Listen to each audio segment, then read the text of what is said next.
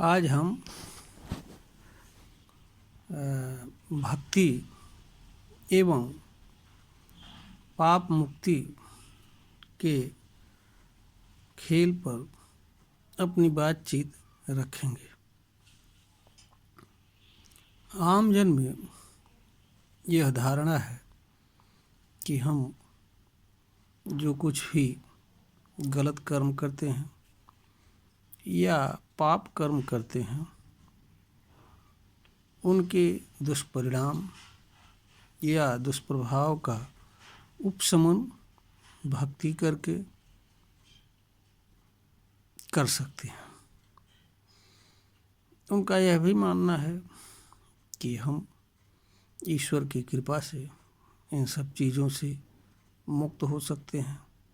भक्ति से हमें ईश्वर की शरण मिल सकती है और ईश्वर हमारे हर तरह के पापों को क्षमा कर देगा, मुक्त कर देगा। यहाँ पर यह विचारणीय बात यह है कि भक्ति और पाप अलग अलग कर्म हैं और इनके अलग अलग प्रभाव होते हैं और इनके लाभ भी अलग अलग होते हैं। मनुष्य को भक्ति का लाभ मिलता है। मनुष्य जो पाप कर्म करता है उसका परिणाम भी उसे भोगना पड़ता है। यहाँ पर ध्यान देने योग्य बात यह भी है कि मानव के अलग अलग कर्म का प्रभाव एवं परिणाम अलग अलग होता है। एक कर्म के प्रभाव व परिणाम दूसरे कर्म से दूर नहीं होते हैं। दूसरी बात यह भी है कि कर्म मनुष्य को स्वयं दंड देता है। कर्म दंड में माफीनामा नहीं चलता है। इसे कोई बाह्य शक्ति कम या न्यून नहीं कर सकती है। इसे किसी अन्य से कोई मतलब भी नहीं है, न इस पर नियंत्रण है और न इसी तरह की शक्ति है। इसका कारण यह है कि हर चीज़ कर्म से बधी हुई है। हर चीज़ कर्म के प्रभाव से प्रभावित होती है।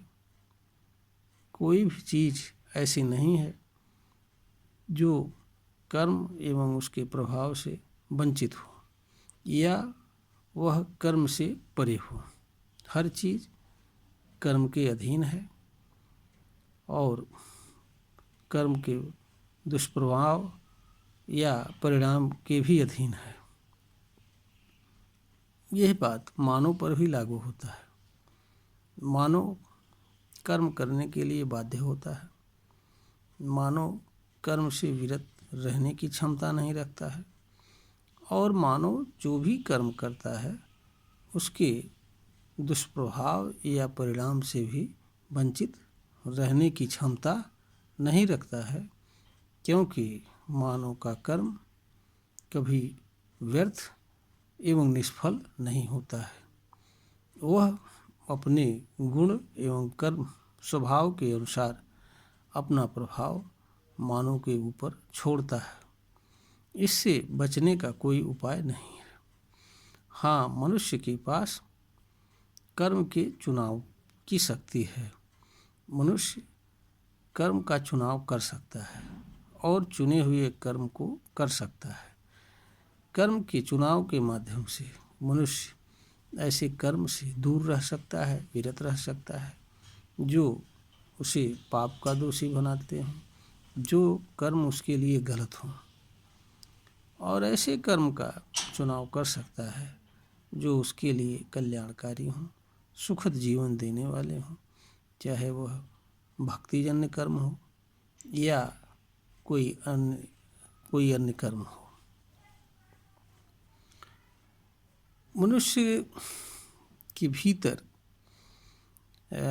भक्ति और पाप मुक्ति की धारणा आने का कारण अनेक तरह के धर्म ग्रंथों में विद्यमान कुछ विचारधाराएं भी हैं जो यह कहती हैं कि अमुक कर्म करने से मनुष्य का पाप मिट जाएगा, ईश्वर की कृपा मिल जाएगी, उसे स्वर्ग मिल जाएगा और वह हर तरह के दोषों से मुक्त हो जाएगा।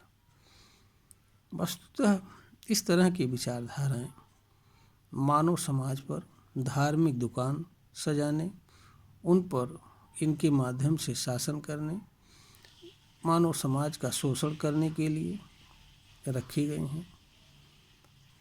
इनका वास्तविकता से और सच्चाई से कुछ भी लेना देना नहीं है। यहाँ पर स्मरणीय बात यह भी है कि हर चीज़ का उपशमन उसी चीज़ से होता है जिस चीज़ से किसी चीज़ का जन्म होता है। पाप या किसी कर्म का दुष्प्रभाव कर्म से संबंध रखता है। इसका उपशमन भी कर्म के माध्यम से ही हो सकता है और इसका उपशमन उसी कर्म से हो सकता है जिस कर्म से पाप होता है या गलत कर्म होता है। मनुष्य अपने एक कर्म का दुष्प्रभाव दूसरे कर्म के माध्यम से दूर नहीं कर सकता है। मनुष्य के कर्म का दुष्प्रभाव का संबंध उसके शरीर, उसके अंग, उसकी इंद्रियां और इसके माध्यम से कार्य करने वाला उसका अंतःकरण, मन, बुद्धि, विवेक, तर्क, ज्ञान शक्ति आदि से होता है। इसीलिए मनुष्य का कि कर्म का दुष्प्रभाव इन्हीं चीज़ों पर पड़ता है और इन्हीं चीज़ों के माध्यम से मनुष्य कर्मजन्य दुख व पीड़ा सहन करता है, सुखद जीवन से वंचित होता है और इन्हीं चीज़ों के माध्यम से मनुष्य हर तरह की अनुभूति करता है, सुखद जीवन जीने का एहसास करता है, प्रयास करता है, कर्म करता है।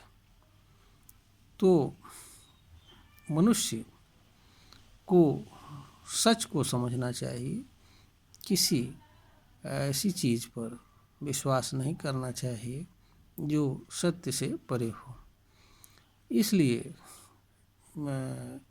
मानव समाज में जो भक्ति और पाप मुक्ति का खेल है वह सत्य से दूर है, सत्य से उसका कुछ लेना देना नहीं है। हर मनुष्य के लिए यह आवश्यक है कि वह अगर गलत कर्म या पाप कर्म के दुष्प्रभाव से मुक्त होना चाहता है तो वह ऐसे कर्म का परित्याग कर दे, अपने किए जा रहे कर्म में बदलाव कर दे। यहाँ पर बदलाव का अर्थ गलत कर्म या पाप कर्म का परित्याग कर दे, उसकी जगह पर कल्याणकारी एवं सुखद जीवन जीने वाले कर्म को स्वीकार कर ले और उसे करता हुआ जीवन यापन करे। जहाँ तक मनुष्य के कर्म के दुष्प्रभाव की बात है वह स्वतः धीरे धीरे दूर हो जाता है। मनुष्य का जो शरीर, उसकी इंद्रियों, अन्य चीज़ों पर कर्म का दुष्प्रभाव होता है, जब वह कर्म को बंद कर देता है तो वह उस प्रभाव से धीरे धीरे मुक्त हो जाता है। इस तरह का भ्रम मनुष्य के अंदर भी स्वतः भी पैदा होता है। उसका कारण ये है कि मानव जो भी कर्म करता है उसका प्रभाव उसके शरीर, उसके अंगों, इंद्रियों आदि पर पड़ता है। तो जब मनुष्य कर्म में बदलाव करता है तो बदलाव करने पर जिस कर्म को करना शुरू करता है उसकी बॉडी उसके पूर्व वाले कर्म के प्रभाव से दूसरे कर्म के प्रभाव में आ जाती है और उसको ऐसा लगता है कि शायद हमारा जो पूर्व का कर्म था उसके प्रभाव से मुक्त हो गए हैं। वस्तुतः ऐसा होता नहीं है। पूर्व के कर्म का प्रभाव भी उसके बॉडी में रहता है, लेकिन मनुष्य को एक समय में किसी एक ही कर्म के दुष्प्रभाव या प्रभाव का एहसास हो सकता है। इसलिए मनुष्य जो कर्म करता रहता है उसी का दुष्प्रभाव या प्रभाव उसको महसूस होता है। उसकी जगह पर भक्ति का या कोई अन्य कर्म जैसे ही प्रारंभ करता है तो उसका जो पहले के कर्म का प्रभाव उसके बॉडी पर पड़ रहा था, उसका प्रभाव बाद वाले कर्म के प्रभाव में छिप जाता है और मानव को बाद वाले कर्म का प्रभाव पता चलता है, अनुभूति होती है। इसलिए मनुष्य को ऐसा लगता है कि हम पहले वाले जो कर्म का दुष्प्रभाव है उसे हम मुक्त कर रहे हैं, उससे हम मुक्त हो रहे हैं। लेकिन सच यह भी है कि मनुष्य जैसे ही भक्ति या इस तरह के कार्य को करना बंद करता है, पुनः वह पूर्व वाले कर्म की अवस्था में उसके प्रभाव के अधीन आ जाता है और उस तरह के कर्म को तुरंत करना प्रारंभ कर देता है।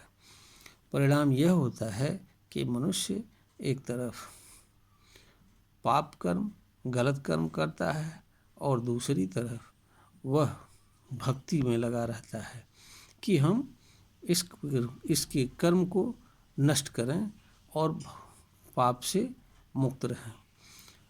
ऐसा करता हुआ मानो कर्म के बंधनों में फंस जाता है और उसे यह भी नहीं पता चलता है कि उसके लिए सही क्या है, गलत क्या है, और वह एक तरफ पाप कर्म करता है, गलत कर्म करता है और दूसरी तरफ इसके निवारण के लिए इधर उधर भागता है, दर्शन करता है, लोगों को कुछ दान पुण्य करता है और इधर उधर फेरे काटता है, लेकिन वास्तव में उसे लाभ कुछ नहीं होता है। अंत में वह थक हार करके बैठ जाता है, अपने भाग्य को, अपने कर्म को, अपने जीवन को कोसता है। हाँ, एक चीज़ उसके सामने ज़रूर रहती है कि भाई यह जन्म तो हमारा गड़बड़ हो गया, लेकिन हम भक्ति करके अगले जन्म को अवश्य सुधार लेंगे। अगले जन्म को किसी ने देखा नहीं है, कोई जान नहीं सकता है, कोई कैसा भी मानो हो, लेकिन वह यह नहीं जान सकता है कि उसका अगला जन्म कहाँ होगा, कैसे होगा, क्या होगा। लेकिन वह इस अज्ञान में जीता है कि यह जन्म तो गया, अगले जन्म को हम सुधार लेंगे। यह मानव का एक ऐसा अज्ञान है जिससे जो उसे ज्ञान के नज़दीक कभी नहीं आने देता, और ऐसा मानव जो अज्ञान से घिरा रहता है वह पीड़ा व दुख से ऐसी चीज़ों से जीवन भर में कभी भी मुक्त नहीं हो सकता है।